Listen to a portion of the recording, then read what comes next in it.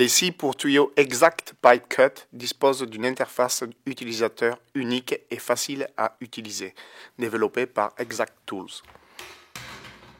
Tout d'abord, nous scions le tuyau en vitesse réelle, puis nous passerons en revue chaque étape de l'utilisation de la scie pour tuyau.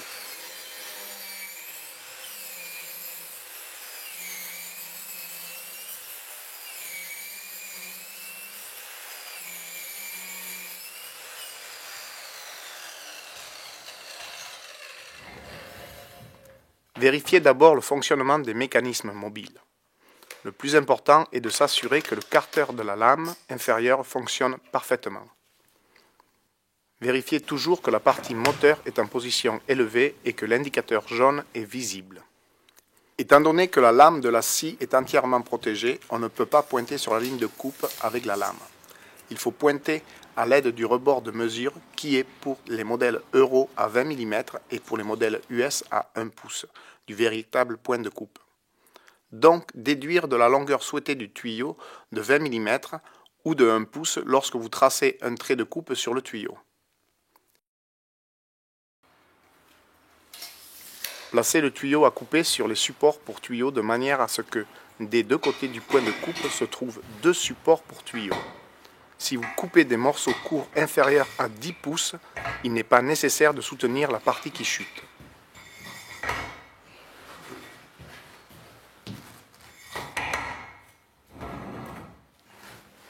Positionnez la scie sur le tuyau de manière à ce que le rebord de mesure du carter de la lame inférieure se trouve au niveau de la marque de coupe et vérifiez bien que la partie moteur est en position élevée et que le voyant jaune est visible. Fixez fermement la scie sur le tuyau et assurez-vous qu'elle bouge librement dans le sens de la coupe. Tenez-vous debout derrière le tuyau et placez votre pied gauche sur le tuyau. Assurez-vous que votre position est stable et sûre et que vous ne soyez pas obligé de tendre le bras pendant la phase de découpage. Faites légèrement tourner la scie vers l'avant, environ de 10-15 degrés, afin que le perçage soit effectué aisément du côté droit. Il est important de commencer à scier en étant dans une bonne position. Déverrouillez le mécanisme de blocage de sécurité du bouton marche-arrêt et appuyez sur le bouton marche de la scie. Appuyez sur le bouton marche pendant toute la durée du découpage. Libérez le bouton marche uniquement après que le tuyau soit coupé et que vous ayez remonté la partie moteur en position élevée. Laissez la lame effectuer des tours complets avant de commencer à couper. Appuyez uniformément sur la manette d'utilisation jusqu'à ce que la lame touche le tuyau et continuez à appuyer fermement jusqu'à ce que la lame perce la paroi du tuyau et que le voyant jaune disparaisse. À présent, la scie est verrouillée en position de découpage. Commencez à scier en avançant la scie vers l'avant et en même temps, empêchez le tuyau de tourner avec votre pied gauche. Enlevez ensuite votre pied gauche pour libérer le tuyau et tournez la scie et le tuyau vers l'arrière. Répétez le mouvement jusqu'à ce que le tuyau soit découpé. Le mouvement est correct lorsqu'il progresse jusqu'à 1/6 de la circonférence du tuyau. Une fois que le tuyau est coupé, déverrouillez la partie moteur en poussant le bouton Unlock vers l'avant et relevez la partie moteur en position élevée. Vous pouvez à présent libérer le bouton marche. Détachez les griffes de la scie hors du tuyau et enlevez la scie du dessus du tuyau. Assurez-vous que la partie moteur est en position élevée et que le carter de la lame inférieure soit abaissé de manière à ce que la lame soit complètement protégée. La gamme Exact propose différentes lames qui sont adaptées à différentes fins d'utilisation. La lame TCT est une lame commune qui est adaptée pour couper l'acier, le cuivre et le plastique. Il est pratique de tourner des tuyaux plus fins à la main. Les plaquettes de coupe Cermet sont en matériau très dur et elles restent tranchantes plus longtemps. Les lames Cermet sont également adaptées pour couper les aciers inoxydables.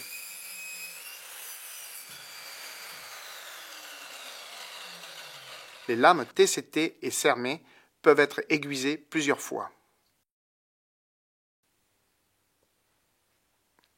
La lame Diamond équipée de lames diamant spéciales est destinée uniquement pour couper des tuyaux en fer de fonte et elle ne doit pas être utilisée sur d'autres matériaux.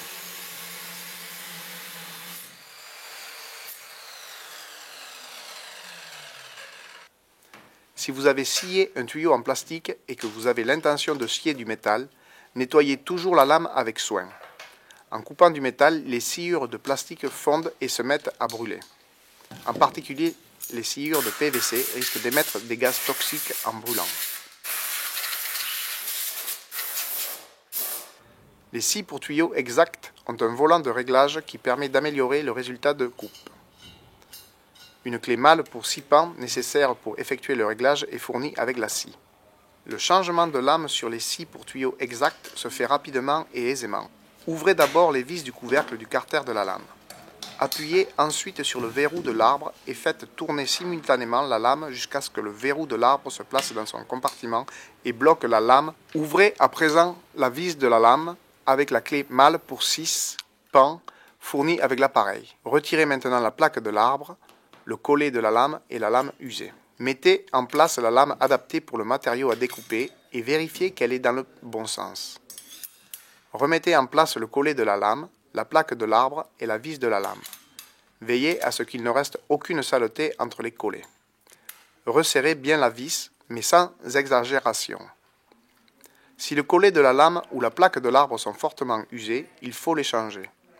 La présence de rayures est normale et fait partie du fonctionnement normal de la structure du collet. Les scies pour tuyaux exacts ne nécessitent pas un entretien particulier si elles sont utilisées correctement. Outre le nettoyage normal, il faut de temps en temps huiler les parties mobiles, comme le volant de réglage, les roues de freinage, ainsi que les axes et les charnières de liaison. Ne jamais scier trop longtemps à la fois. Si on ne laisse pas l'appareil se refroidir comme il se doit, il chauffe et les parties métalliques peuvent devenir brûlantes. De plus, une surchauffe endommage la scie autant que la lame. Pensez bien à débrancher l'appareil de la prise lorsque vous changez la lame ou lorsque vous effectuez une tâche d'entretien de la scie. Regardez également l'autre vidéo modèle exact, vous y verrez des coupes effectuées avec différents modèles et matériaux. Veuillez porter une attention particulière à la position de coupe et à la vitesse d'alimentation. Toutes les coupes réalisées dans la vidéo ont été effectuées avec des lames neuves. Lorsque la lame perd son tranchant, il faut également réduire la vitesse d'alimentation.